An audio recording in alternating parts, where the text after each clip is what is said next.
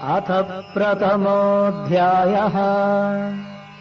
धृतराष्ट्र उवाच धर्मक्षेत्रे कुरुक्षेत्रे समवेतायुयुत्सवः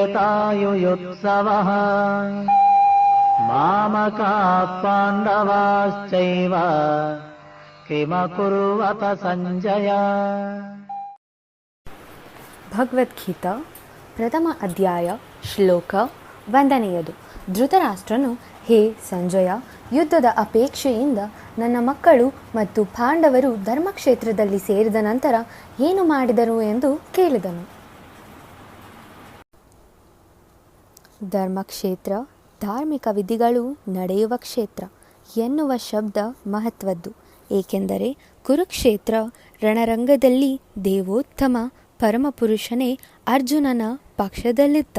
ಕೌರವರ ತಂದೆಯಾದ ಧೃತರಾಷ್ಟ್ರನಿಗೆ ತನ್ನ ಮಕ್ಕಳು ಕಟ್ಟಕಡೆಗೆ ವಿಜಯವನ್ನು ಸಂಪಾದಿಸುತ್ತಾರೆಯೇ ಎನ್ನುವುದರಲ್ಲಿ ತೀವ್ರ ಸಂದೇಹವಿತ್ತು. ಅವನು ಸಂದೇಹಗ್ರಸ್ತನಾಗಿ ತನ್ನ ಸಹಾಯಕ ಸಂಜಯನನ್ನು ಅವರು ಏನು ಮಾಡಿದರು ಎಂದು ಪ್ರಶ್ನಿಸಿದ. ತನ್ನ ಮಕ್ಕಳು ತನ್ನ ತಮ್ಮ ಪಾಂಡುವಿನ ಮಕ್ಕಳು ಘನಘೋರ ಸಮರಕ್ಕಾಗಿ ಕುರುಕ್ಷೇತ್ರ ರಣಭೂಮಿಯಲ್ಲಿ ನೆರೆದಿದ್ದರು ಎಂದು ಅವನಿಗೆ ಖಚಿತವಾಗಿ ತಿಳಿದಿತ್ತು. ಆದರೂ ಅವನ ಪ್ರಶ್ನೆ ಮಹತ್ವದ್ದು. ಅಣ್ಣ ತಮ್ಮಂದಿರ ಮಕ್ಕಳ ನಡುವೆ ರಾಜಿಯಾಗುವುದು ಅವನಿಗೆ ಇಷ್ಟವಿರಲಿಲ್ಲ. ಅವನು ರಣರಂಗದಲ್ಲಿ ತನ್ನ ಮಕ್ಕಳ ಅದೃಷ್ಟದ ಬಗ್ಗೆ ಖಚಿತವಾಗಿ ತಿಳಿಯಲು ಬಯಸಿದ್ದ. ವೇದಗಳಲ್ಲಿ ಕುರುಕ್ಷೇತ್ರವನ್ನು ಪವಿತ್ರ ಪೂಜಾಸ್ಥಳ, ಸ್ವರ್ಗದ ನಿವಾಸಿಗಳಿಗೂ ಪೂಜಾಸ್ಥಳ ಎಂದು ಹೆಸರಿಸಿದೆ. ಇಂತಹ ಸ್ಥಳವನ್ನು ಯುದ್ಧಕ್ಕಾಗಿ ಆರಿಸಿದ್ದರಿಂದ ಈ ಪವಿತ್ರ ಕ್ಷೇತ್ರವು ಯುದ್ಧದ ಫಲಿತಾಂಶದ ಮೇಲೆ ಯಾವ ಪ್ರಭಾವವನ್ನು ಬೀರುವುದೋ ಎಂದು ಧೃತರಾಷ್ಟ್ರನಿಗೆ ಬಹಳ ಭಯವಿತ್ತು. ಅರ್ಜುನನು ಪಾಂಡುವಿನ ಇತರ ಮಕ್ಕಳು ಸ್ವಭಾವತಃ ಧರ್ಮಿಷ್ಠರಾದ್ದರಿಂದ ಪವಿತ್ರ ಕ್ಷೇತ್ರದ ಪ್ರಭಾವವು ಪ್ರಬಲವಾಗಿ ಅವರ ಪರವಾಗಿರುತ್ತದೆ ಎಂದು ಆತನಿಗೆ ತಿಳಿದಿತ್ತು. ಸಂಜಯನು ವ್ಯಾಸರ ಶಿಷ್ಯ.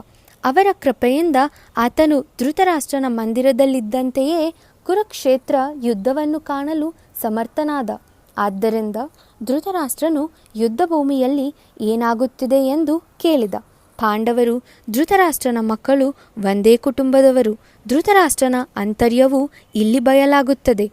ಉದ್ದೇಶಪೂರ್ವಕವಾಗಿ ತನ್ನ ಮಕ್ಕಳನ್ನು ಕುರುವಂಶದವರೆಂದು ಹೆಸರಿಸಿ ಪಾಂಡವರನ್ನು ಕುಟುಂಬದ ಪಿತ್ರಾರ್ಜಿತದಿಂದ ದೂರವಿರಿಸಿದ.